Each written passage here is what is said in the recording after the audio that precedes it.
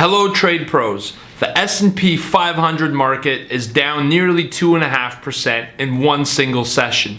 Today in the trading room, our group was able to take advantage of this opportunity and ride the momentum down. In today's session, 70% of our traders were break even or profitable. And that's the real trade pro advantage to being in a community of professional traders that do this on a consistent basis. I'm going to show you a little clip from the trading room where we explained what's going to happen. Is this a potential market crash or is this a buying opportunity? And how can you use this to profit from momentum as a day trader? Now let's jump into this video. I want to show you a clip and then I'm going to give you some learning lessons from this at the end of the video.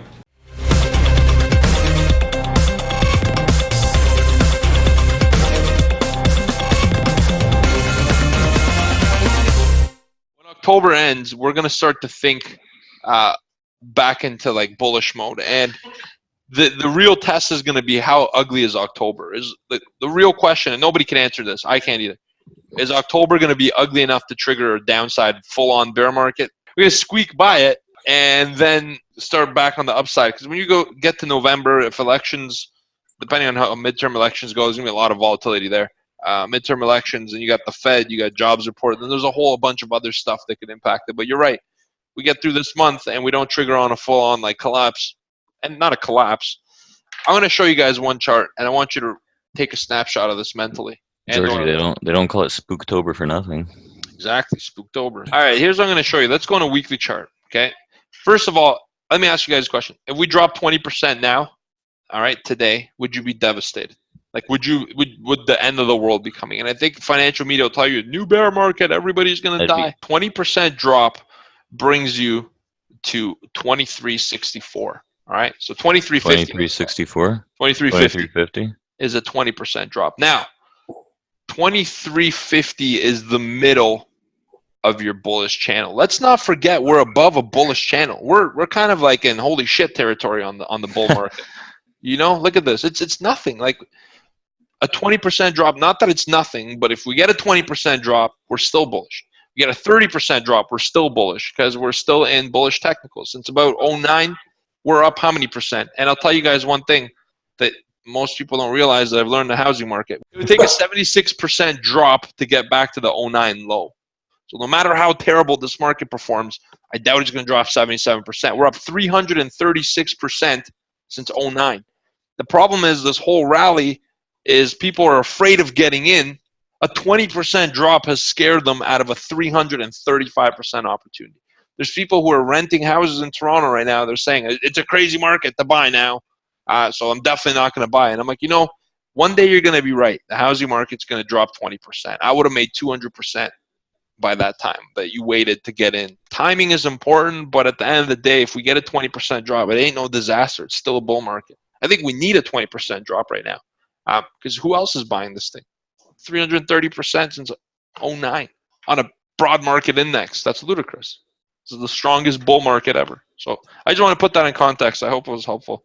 S&P 500, guys, I forgot to mention 59 would be a decent resistance. So now that I didn't tell you that, the next one I would probably look at is like 56 half to 57 quarter. Do not buy this thing. It's ugly. It's going down more. We're going down to 40. We're below S1, we're below S2. Next level is, shoot, man, we got a ways to go. 21 is the next level on the index. That's what you got. Another thing I want to mention today, oil and equities are correlating very well. They're very lockstep. Yeah, that doesn't always happen. No, it doesn't. And today it is, and it looks like the yields are driving this, and also equities are very positively correlated. You haven't had a chance to do too many correlation trades. So when you see everything moving together and very similar, you know what that means? That means there's a lot of institutional money leaving this market.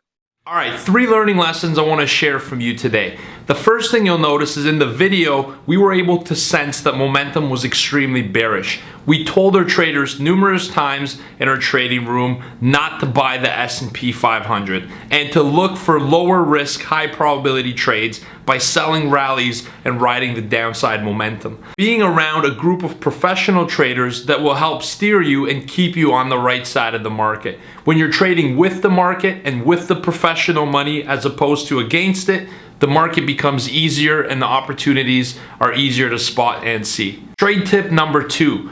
Don't wonder why something's happening, use it to take advantage and make some money. A lot of times you'll see a market drop and the first instinct is to explain what's causing the drop. Why is the market down? Oftentimes I'll give the response that there's more sellers than buyers. And it might seem snarky and a lot of people laugh at it, but it's the truth.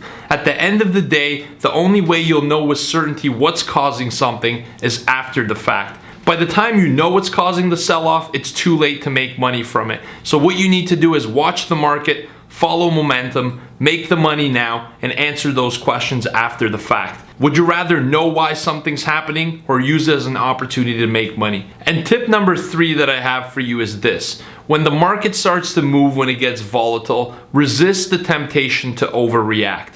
When a market is selling off, it's statistically 3 times more intense than when it's rallying because fear receptors are 3 times stronger than greed.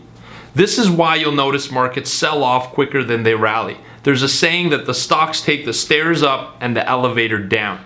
When markets are selling off, remember, this is a temporary phase. It doesn't move in one direction. There's ebbs and flows. When a down market starts to take in, you see sell-offs followed by retraces and sell-offs again. And the opportunity as a day trader is to not get caught shorting the low and getting stopped out, but rather waiting for the next low risk, high probability trade. We call that the NBT, the next best trade.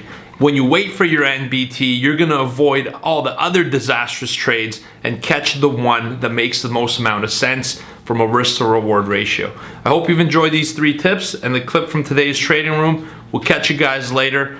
Good luck, good trading, and look out, this sell side is for real. There's a lot of institutional money coming out of this market and it's got the potential to continue. I look forward to seeing you all in our live trading room. We trade daily with a community of professional traders. You'll hear from myself and numerous other people as they share their analysis, trade ideas, and breaking news. Trading on a team is how you trade on the winning side. Have a great day. Thanks for tuning in, and I'll see you guys inside of our trading room. Goodbye.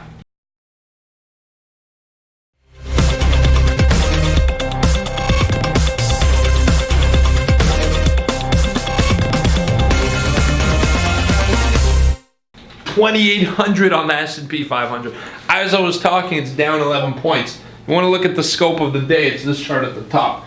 2879 all the way down to 2800 even. That's 2.5% plus drop. See you later.